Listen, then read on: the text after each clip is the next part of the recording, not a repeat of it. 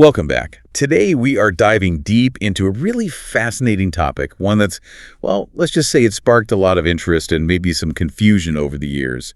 Channeling. Right. We're talking about that phenomenon where someone seems to act as a kind of conduit. Yeah, like a pipeline for what appears to be, an external entity, maybe a spirit guide or some kind of higher intelligence speaking through them. It's traditionally wrapped in quite a bit of mystery, isn't it? This idea of messages coming from somewhere else, another realm, perhaps. Exactly. But today, we're not just sticking to that popular spiritual narrative. No, we've got some sources that take a very different approach. They analyze this whole thing through a really rigorous lens, non-duality. Which is our mission for this deep dive. We want to take that conventional idea of channeling. The one based on separation. Precisely. Yeah. And we want to re-examine its very foundations. Because if non-duality holds true, if the idea that all is fundamentally one and separation is an illusion is actually the case, then the whole structure of channeling, as we normally think of it, kind of dissolves. It forces us to ask some pretty radical questions. Like, if there aren't actually separate beings, then who is speaking? And who are they speaking to? It's a big shift in perspective. But to really grasp that, we probably need to start with the conventional view first, the dualistic one. Okay, yeah. Let's unpack that standard definition. Where does it usually start? Well, traditionally, channeling is seen as involving an individual entering a specific state, often described as trance-like. Right, like they sort of step aside. That's the idea. Temporarily relinquishing their usual sense of self, their personality, their memories, their hang-ups, and allowing something other to come through. And that other could be anything from an ascended master to, ETs, or maybe even God, depending on the tradition. Exactly. And for the person listening, the audience, the message often hits differently. How so? It frequently feels clearer, maybe more powerful, or carries a kind of wisdom that seems, well, beyond what you expect from the channeler themselves, based on their known personality or knowledge. Okay, but the crucial underpinning here, the thing that makes this whole model work, is the assumption of separation, right? Absolutely critical. The conventional model requires duality, and duality is basically how most of us experience the world day to day. You mean like, I'm me, you're you. This table is separate from us. Exactly. I am separate from you. My body feels separate from my mind. Humanity often feels separate from nature or a divine source. It's the perception of distinct, separate things. And in channeling, that translates to a separate channeler here and a completely separate being or intelligence over there. Communication happens across that gap.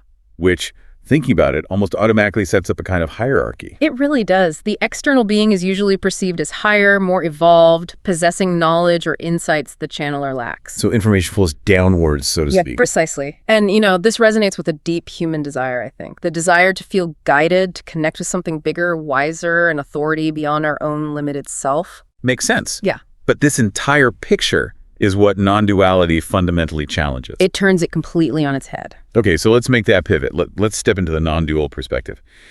If we start from the premise that all is one indivisible awareness, one isness appearing as everything, how does that redefine channeling? Well, the shift is, it's total. Non-duality essentially says there is no fundamental here and there. There aren't truly separate beings sending messages across some cosmic void. So what is there? There's only the underlying reality, the ground of all experience, call it oneness, consciousness, the absolute appearing at all these different phenomena, including the channeler and the message. Okay, hang on. Can you give an analogy, maybe? You think of the ocean. You see individual waves, right? Yeah. Channeling, in the dualistic view, is like one wave trying to talk to another wave far away. Right. Non-duality says the wave is the ocean. Channeling, from this view, isn't one wave talking to another. It's more like the wave realizing its own nature as the entire ocean expressing itself in that particular form. Wow, okay. That immediately collapses the distance. There's no gap for the message to cross. Exactly. And that means the wisdom being expressed, it isn't actually foreign. It's not being imported from some other dimension or galaxy. So where is it coming from? It's seen as an aspect of the very same infinite intelligence that gives rise to everything. Your breath right now, my thought, the feeling in your feet, the words we're speaking, the world outside, it's all the same source. So channeling isn't one being using another like a puppet. No, it's more like all that is the totality expressing itself spontaneously in a particular temporary configuration through this human form in this moment. Which means the hierarchy we talked about. Completely dissolved. There's no higher being and lower channeler because the ultimate source of the wisdom is identical to the ultimate source of the person channeling. It's all the same stuff. Okay, I get the concept intellectually, but I can hear people pushing back. If it's not some spirit taking over, and it's also not just the channeler suddenly becoming a genius, what's actually happening? What's the mechanism?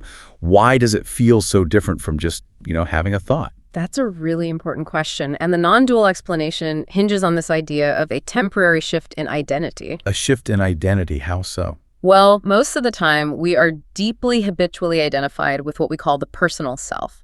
The me. Right. My story, my memories, my likes and dislikes, my fears. Exactly. That whole bundle of conditioning. And this personal self, this me, acts like a very powerful filter. It colors everything we perceive and express. Okay.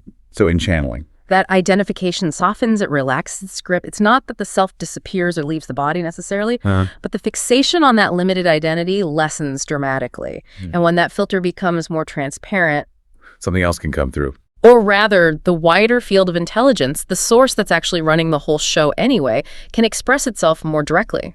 With fewer edits, fewer distortions from the habitual ego patterns, the personal fears, the shoulds and shouldn'ts. So the expression sounds fresher, more expansive, maybe wiser. Precisely. It's less conditioned by the small me. Think of it like, normally we're speaking through a dense fog. When that identification softens, the fog clears temporarily, allowing a clearer view, or in this case, a clearer expression. That makes sense. It's not adding something new, but removing an obstruction. That's a great way to put it. And this also helps explain something curious that many channelers report. What's that? Not remembering what they said afterwards. Ah, right. I've heard that. Why would that happen in this model? Because the personal self, the me, that usually keeps track of our experiences and lays down memories in a linear way, well, it wasn't really at the wheel during the channeling state. It was sidelined. Its function as the primary identifier and recorder was temporarily suspended or non-operational. The flow of information, the expression, happened without being constantly monitored and logged by that personal memory system. So, when the usual identity comes back online, there's no personal memory trace of what occurred. Okay. That explanation actually fits quite neatly. It does seem to cover the phenomenology, yes. Let's try and make this even more concrete. How does this non-dual interpretation play out when we look at some really famous channelers? Our listeners might know. Good idea. Let's take Jane Roberts and Seth, a classic example. Right. Seth's teachings were very focused on consciousness, reality creation. You create your own reality. How does the dualistic view see Seth? Dualistically, Seth is clearly seen as a distinct, independent, non-physical personality, highly intelligent, maybe a bit academic, who chose Jane Roberts as his specific channel. And if Seth stopped, it's because that entity withdrew. Correct. Now, apply the non-dual lens. Okay, so Seth isn't a separate guy somewhere else. No, Seth is understood as a specific manifestation or voice of all that is, emerging when Jane Roberts' personal identity structure relaxed sufficiently. So the distinct personality, the style, the specific focus on beliefs, that's the form it took. Exactly. The profound wisdom about consciousness wasn't Seth's wisdom imported into Jane. It was the wisdom inherent in the unified source, appearing in the form of the Seth personality and teachings. A recognizable, coherent expression tailored, perhaps, by Jane's own mental landscape, but ultimately sourced from the One. That really does flip the script. What about Esther Hicks and Abraham? They're huge in the law of attraction world. Abraham is described as a collective consciousness. Very distinct energy there, often very uplifting, focused on alignment, vibration, feeling good. How does non-duality interpret Abraham? Similarly, Abraham isn't seen as a literal group of non-physical beings talking through Esther. Instead, Abraham is understood as the quality of clarity itself, or perhaps aligned energy expressing itself through her. And the collective aspect. That's seen as symbolic. It's a useful way to frame the teaching, making this vast, impersonal source feel more like a supportive group of wise friends. It makes the message about managing your focus and vibration very accessible. So the collective, the name Abraham, is like a helpful disguise for the formless source. You could say that. It's a teaching tool perfectly suited for helping human minds grasp concepts about aligning with the flow of well-being, which is just another way of describing alignment with the source itself. Okay, but here's a question that comes up for me. If it's all the same source expressing itself, why do these channeled voices sound so different? Seth is quite metaphysical. Abraham is very practical and encouraging. Shouldn't the source sound uniform? That's a very fair question. The non-dual perspective suggests that while the source is one, the instrument it expresses through is unique. Meaning the channeler themselves. Yes. Even when the personal identity relaxes, the expression is still coming through a specific human body-mind system. That system has its own unique wiring, its language, its cultural background, its inherent capacities. So the source energy gets flavored by the instrument. Exactly. The content might be universal wisdom, but the style, the personality, the specific vocabulary that's shaped by the vessel. Think of it like light passing through different colored filters. The light is the same, but the appearance changes. The expression is filtered by the unique configuration of the channeler, but not limited by their personal ego in that state. Okay, that distinction helps clarify things. Let's touch on one more. Edgar Cayce, the sleeping prophet, famous for going into trance and giving very specific medical readings or historical details, often linked to the idea of accessing the Akashic records. Right, the great cosmic library of everything that's ever happened. How does non-duality reframe Cayce? From a non-dual view, Cayce's trance state represents perhaps one of the deepest dissolutions of personal identity among these examples. Okay.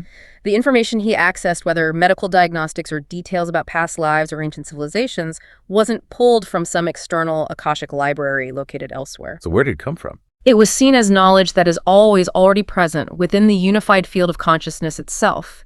Because if all is one, then all information is inherent within that oneness.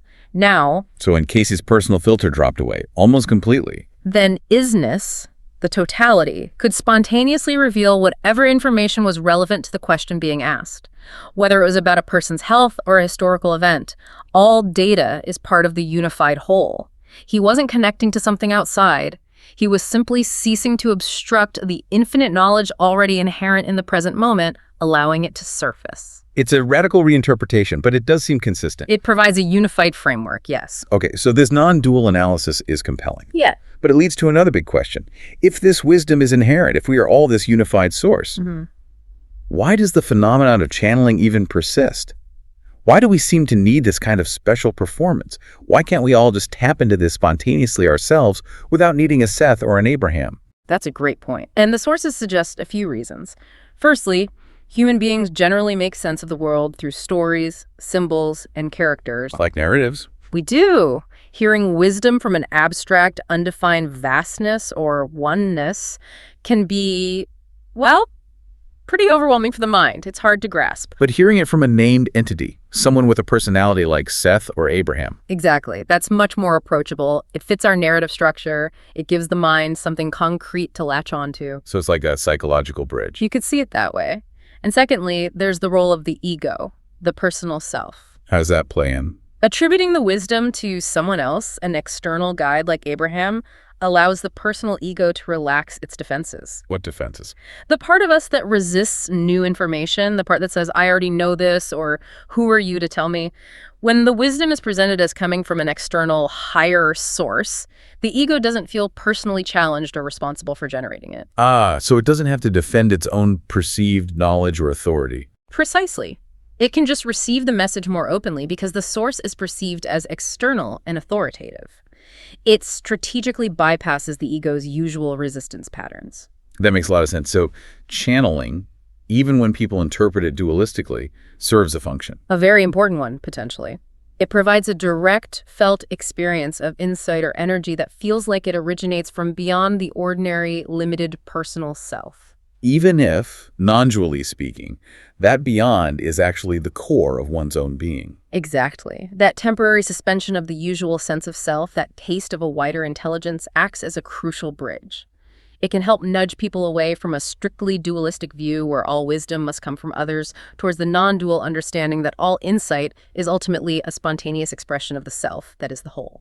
So the appearance of the channeler and the entity is almost like a compassionate feature of consciousness itself, designed to help us wake up to our true nature. That's certainly one way non-dual teachings might frame it, a skillful means. Okay. And we follow this non-dual thread all the way to the end.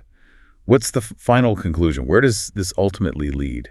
It leads to the complete dissolution of the distinction itself. Meaning? In deep, abiding, non-dual realization, there's no longer a sense of a me, the channeler, channeling of them, the entity. The whole structure collapses. So what's left? Just seamless, spontaneous expression. Life happening, the flow of words, actions, insights arising moment by moment without a sense of a separate doer or channeler orchestrating it. So it kind of demystifies channeling, but in a way that makes everything potentially channeling. In a sense, yes. Every authentic conversation, every moment of intuition, every creative act, every gesture of kindness from this perspective, it could all be seen as channeling. As the spontaneous emergence of appropriate wisdom or action from the source. Yes. The real miracle isn't the spooky phenomenon of contacting spirits. It's the constant, effortless, intelligent unfolding of reality itself, moment by moment. The illusion, then, is thinking we're doing it. The personal self claiming ownership. That's the crux of it. The mind steps in after the fact and says, I had that insight, or I decided to say that. It claims ownership of these spontaneous arisings. But the non-dual view says, our sources consistently point to this. Every word spoken, every thought that appears, every action taken is ultimately just this non-dual everythingness expressing itself. The infinite, uncaused play of the one appearing as the many. There's no separate entity in charge. Wow. Okay, so recapping our journey here. We started with channeling as this mysterious communication between separate beings. Across a perceived gap. Right. And we've moved through the non-dual reframing to see it as the natural, spontaneous expression of the one infinite intelligence, which becomes more apparent when our identification with the limited personal self temporarily relaxes. That's the core shift in understanding, yeah. So the key takeaway here for you listening seems to be that this separation you might perceive between you and wisdom, between you and the source, between a channeler and what's channeled, it's provisional.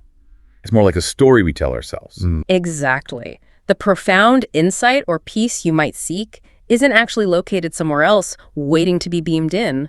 It's arising from the very same indivisible source that is animating you right here, right now. Which brings us to a final thought, something for you to maybe just sit with.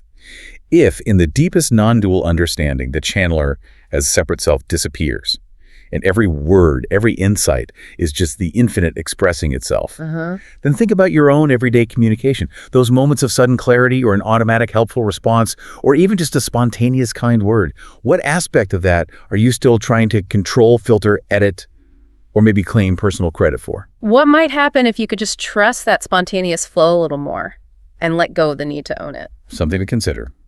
Until our next deep dive.